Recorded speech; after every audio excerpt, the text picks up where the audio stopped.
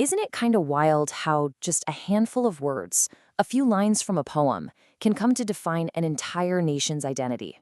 Today, we're going to dive into how one sonnet did more than just decorate a statue. It became a promise that pulled millions across the sea and literally reshaped a country. Give me you're tired, you're poor. I mean, you've heard that, right? It feels like those words were carved into the Statue of Liberty from day one. But they weren't. They were written by Emma Lazarus, and they were actually a later addition that became this incredible, powerful beacon to the whole world. So yeah, we all know the phrase, but what's the real story behind it?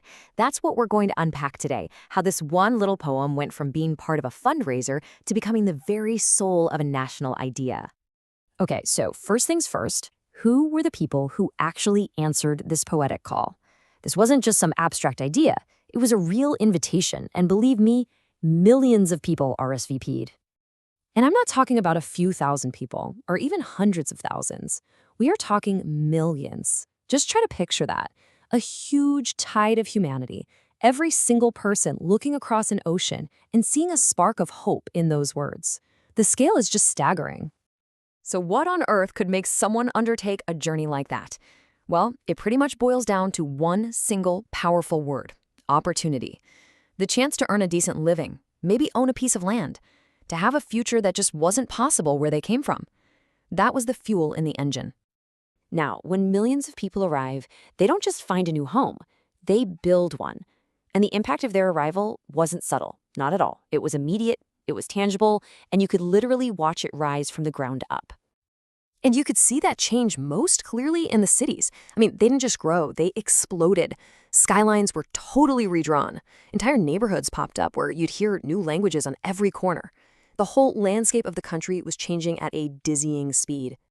It's a really simple and direct chain of events when you think about it. You can just trace it, step by step. The arrival of millions looking for a chance was the direct cause that fueled all this incredible urban growth. You just couldn't have had one without the other. But jobs and buildings, that's only half the story. To really get the magnetic pull of this promise, we have to go back to the poem itself. We have to look at the deep emotional core of what was being offered. It starts with this line we all recognize, right? But think about it. It's an appeal not to the powerful or the rich, but to people who are exhausted, who have been beaten down by hardship. It's a message of refuge, plain and simple.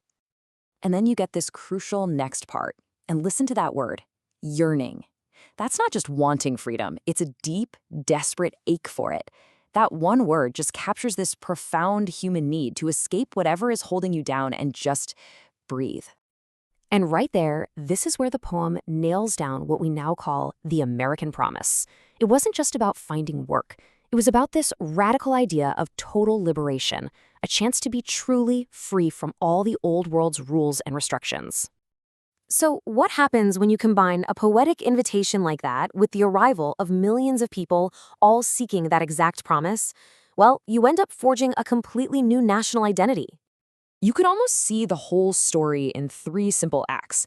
It starts with the words, right? The poem's invitation. That inspires the action. Millions of people actually coming over. And the result of that action is the creation of a new, lasting national identity. And what is that identity? It's this. America became a nation of immigrants. It's not just part of the American story, it is the story. This constant flow of people, all drawn by that same promise, became the country's defining trait. So we end on this thought. This whole story isn't just about the past. It really raises a question for all of us. If a few lines of text had the power to shape a national identity once, what power do our words and our promises hold for us today? What story are we writing right now?